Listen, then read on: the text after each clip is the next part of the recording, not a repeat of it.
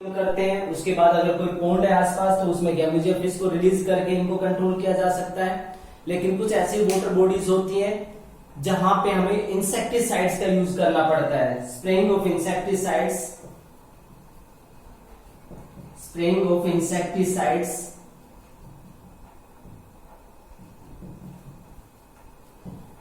इन ditches, जो गड्ढे बन जाते हैं, कोई डिचेस है वहां पे, या जो मार्सी लैंड्स हैं जहां पे दलदल बन गई है, मार्सी लैंड हो गए हैं, तो ऐसी जगह पे अगर इंसेक्टिसाइड का स्प्रे किया जाता है तो इसको रोका जा सकता है।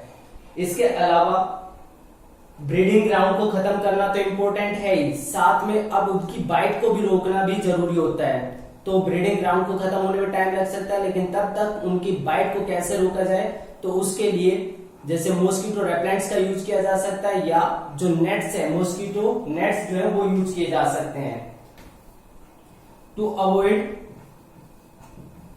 Mosquito biting, to avoid mosquito bite और bites, to avoid mosquito bites, mosquito repellents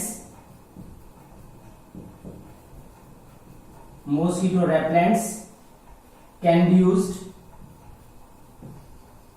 mosquito repellents use किए जा सकते हैं। मॉस्किटो रेपेलेंट्स के अलावा doors and windows, doors and Windows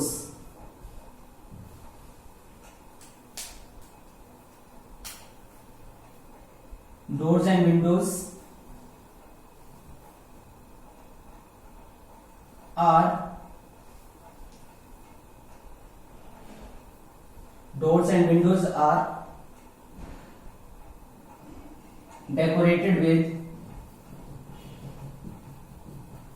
nets।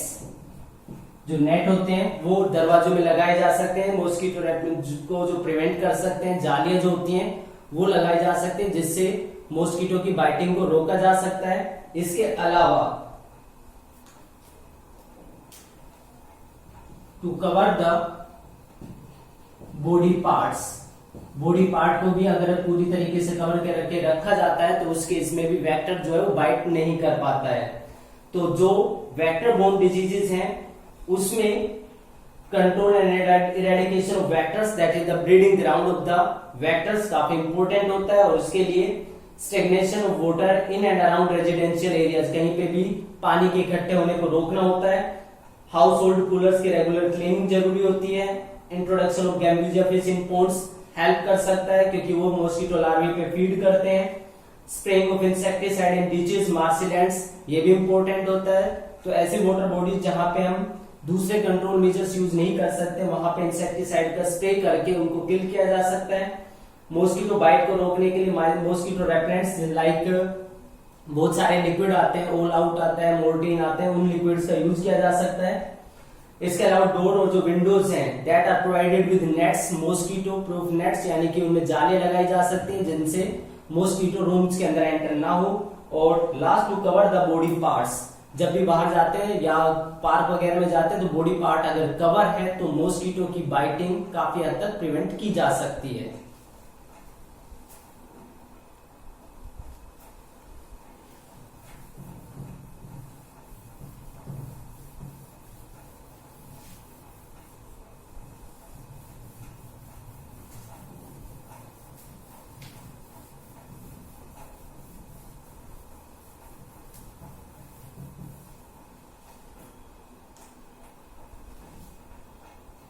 Preventive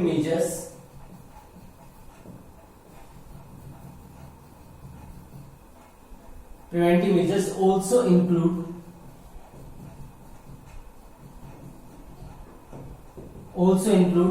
preventive measures में कुछ प्रोसीजर और इंक्लूड होते हैं, that is vaccination and immunization. Vaccination और इम्यूनाइजेशन ये प्रोसीजर भी यूज किए जा सकते हैं पर्टिकुलर डिजीज को प्रिवेंट करने के लिए। जैसे वैक्सीन का जो यूज किया गया है, वैक्सीन का जो यूज किया जाता है उससे काफी सारे डिजीज को कंट्रोल किया गया है। फॉर एग्जाम्पल कंप्लीट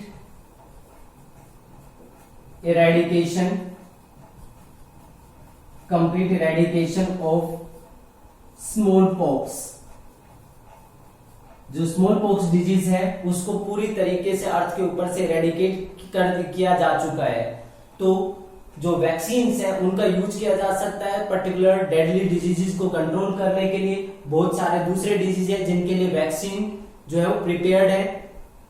वैक्सीन से जो दूसरे डिजीज जिनको कंट्रोल किया गया है that is polio, diphtheria,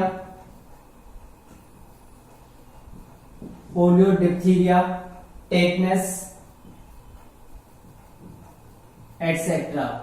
in disease को भी कंट्रोल किया गया है। यानी कि जो वैक्सीनेशन प्रोग्राम है, इम्यूनाइजेशन प्रोग्राम है, उनसे हम पर्टिकुलर डेडली डिजीजेस को प्रिवेंट कर सकते हैं।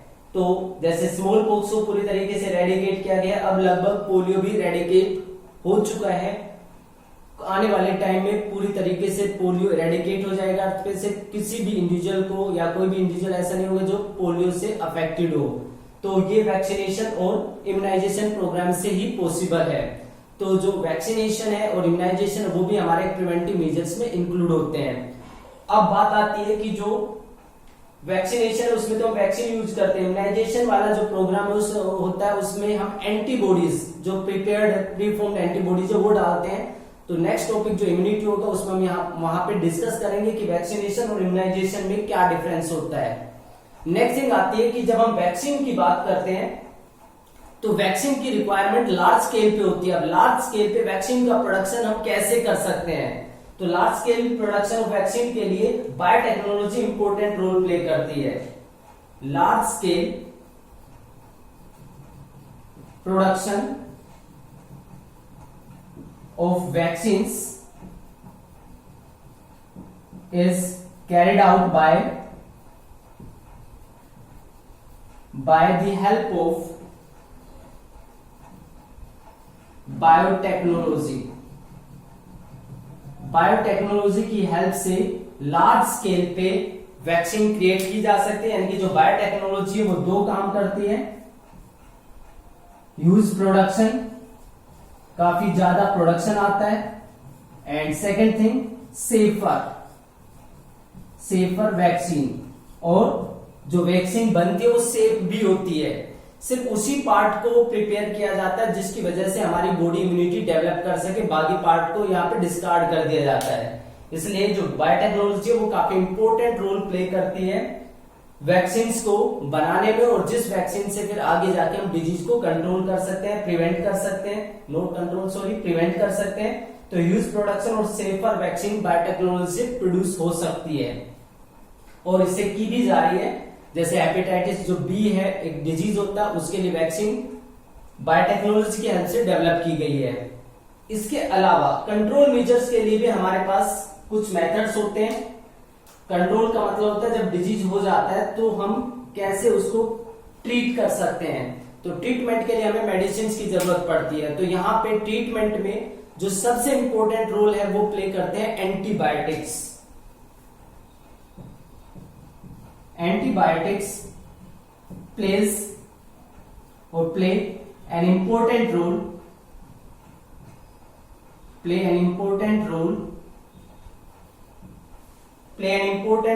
in treatment of various bacterial diseases।